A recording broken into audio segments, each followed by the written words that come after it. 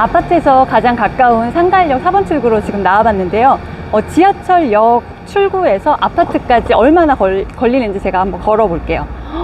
와, 여기 지금 아파트 입구가 바로 앞에 있습니다.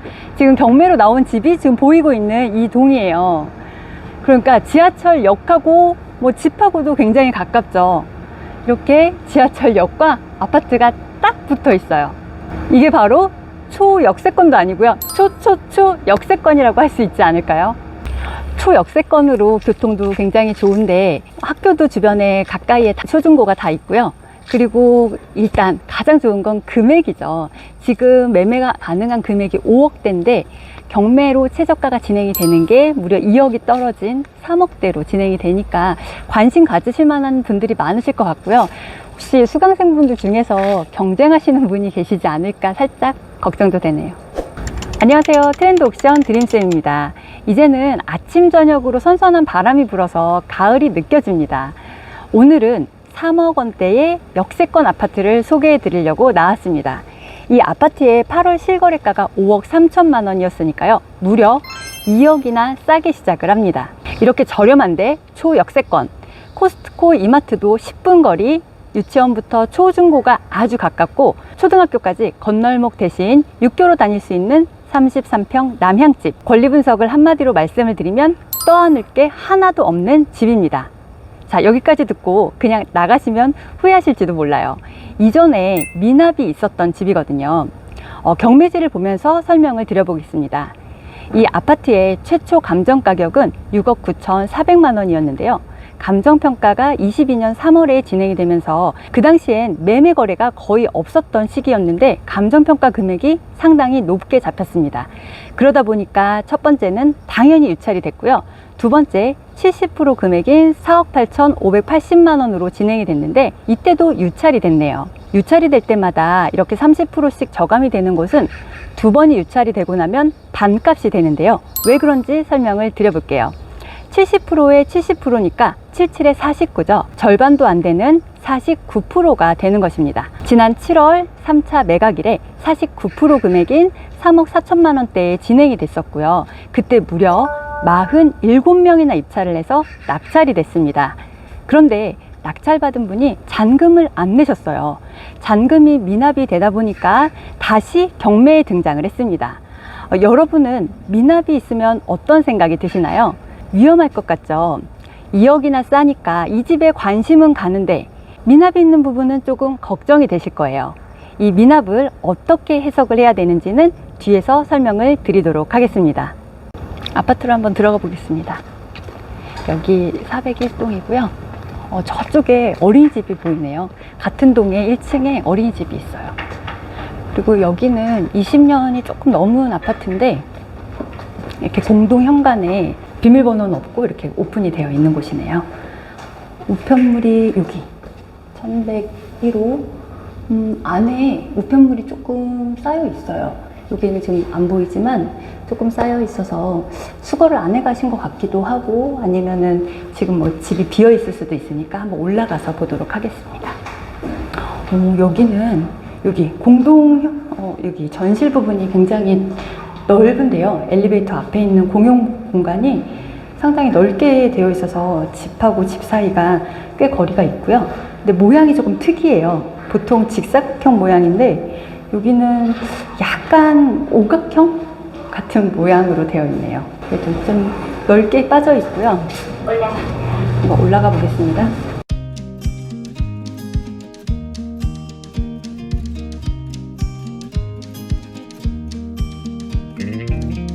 지금 올라와 봤는데요.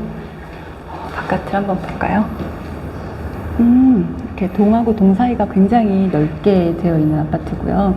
조경도 상당히 빼곡하게 나무가 심겨져 있는 게 잘 조성이 되어 있는 것 같아요. 여기 사시는 분의 말로는 사계절이 색깔이 바뀌어서 정말 볼 게 많은 조경이라고 하던데 이제 또 가을이 돼서 볼 게 많아질 것 같아요.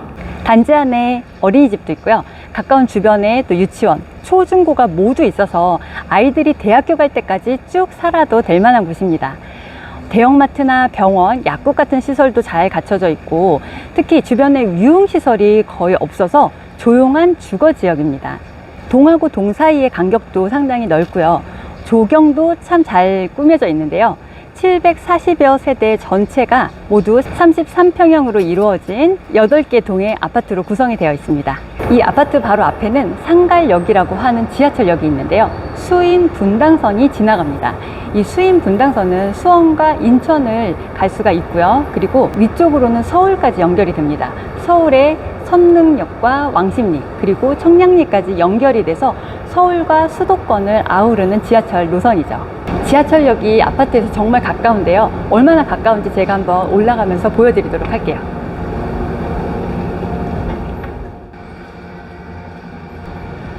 아파트에서 가장 가까운 상가역 4번 출구로 지금 나와봤는데요.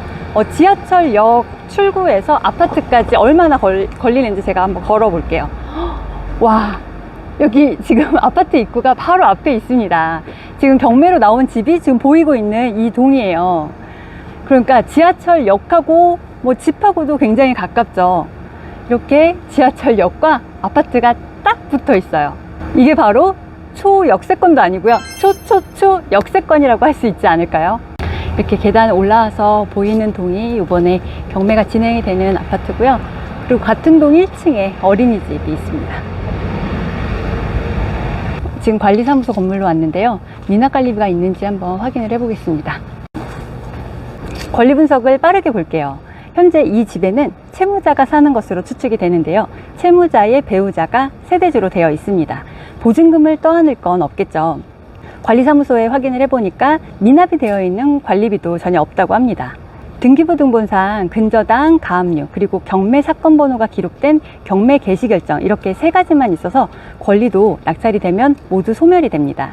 이 집에 호실과 호실 사이에 있는 엘리베이터 앞에 있는 공간이 아까 오각형 모양이라고 말씀을 드렸는데요. 그 비밀이 여기에 있습니다. 이렇게 앞에 있는 호실하고 그 옆에 있는 호실하고 일직선 라인에 있는 게 아니고요. 약간 각도가 있어서 틀어져 있어요. 그렇기 때문에 현관문 앞에 있는 부분도 살짝 꺾여져 있는 거죠. 그렇게 해서 오각형 모양이 되는 겁니다. 이렇게 구성되어 있는 세대수가 한 200여 세대가 되고요. 그리고 일반적으로 우리가 알고 있는 모습인 그 직사각형 모양으로 되어 있는 곳도 있습니다. 지난 회차에 낙찰이 되고 미납이 된 부분이 있었는데요. 보통 이렇게 미납을 하는 이유는 대출이 힘들어서 잔금을 치를 수가 없거나 이 집에 대한 조사가 잘못되어 있는 경우가 대부분입니다. 입찰 금액에 0을 하나 더 쓰는 경우도 있고요. 이렇게 미납을 하게 되면 보증금을 모두 잃게 되니까 주의를 하셔야 됩니다. 이 집의 경우는 집의 시세 조사에 문제가 있었던 것으로 보입니다. 집의 매매 가격이 5억 초반이었는데 6억 1,200만 원의 낙찰을 받아서 포기를 하신 것 같은데요. 보증금이 몰수가 돼서 3,400만 원을 날리게 된 거죠. 이렇게 시세 조사는 아주 중요한 부분이라서 현장 임장과 부동산 조사를 꼭 해보셔야 됩니다. 이 집의 매매 시세는 저층의 경우 5억이고요. 고층이거나 수리가 좀 된 곳은 5억 5천에서 6천만 원까지 매물도 있습니다. 실제로 지난 8월에는 5억 3천만 원의 실거래가 된 곳도 있었고요. 전세는 3억 4천만 원에서 8천만 원이 매물들이 지금 나와 있습니다. 지금 최저 가격하고도 좀 비슷한 금액이네요. 22년이 넘은 아파트라 수리비가 조금은 들어갈 수 있으니까 입찰을 하실 분들은 이 금액도 고려를 해서 입찰 가격을 산정하시기 바랍니다. 초역세권으로 교통도 굉장히 좋은데 학교도 주변에 가까이에 다 초중고가 다 있고요. 그리고 일단 가장 좋은 건 금액이죠. 지금 매매 가능한 금액이 5억대인데 경매로 최저가가 진행이 되는 게 무려 2억이 떨어진 3억대로 진행이 되니까 관심 가지실 만한 분들이 많으실 것 같고요. 혹시 수강생분들 중에서 경쟁하시는 분이 계시지 않을까 살짝 걱정도 되네요. 저희 트렌드 옥션은 소수 정예로 경매 교육을 하고 있습니다. 이론 교육뿐만 아니라 실제로 경매 물건 검색하는 것과 그리고 현장 임장까지 함께 하고 있으니까요. 경매 수업에 관심이 있는 분들은 여기 위에 있는 번호로 연락을 주시기 바랍니다. 오늘 영상 도움이 되셨나요? 미납이 있는 경우에 어떻게 처리를 해야 되는지에 대해서 팁을 드렸으니까요. 왜 미납이 되는지를 한번 체크를 해보시는 습관을 들여보시면 좋겠습니다. 그리고 현재 저희 학원에서 이벤트를 하고 있는데요. 매월 무료 특강도 진행을 하고 네이버 카페에서 무료 강의 영상을 제공을 하고 있습니다. 그 강의 영상은 아래에 있는 댓글을 클릭하시면 볼 수가 있으니까요. 댓글을 꼭 참고를 해주시기 바랍니다. 오늘 영상이 도움이 되셨다면 좋아요 눌러주시고요. 아직 구독을 안 하셨다면 구독도 눌러주시기 바랍니다. 그럼 다음 영상에서 다시 찾아뵙도록 하겠습니다. 감사합니다. 오, 여기 이렇게 평상이 있는데 평상 위를 보니까 그늘막이 되어 있어요. 이게 타프라고 하나요?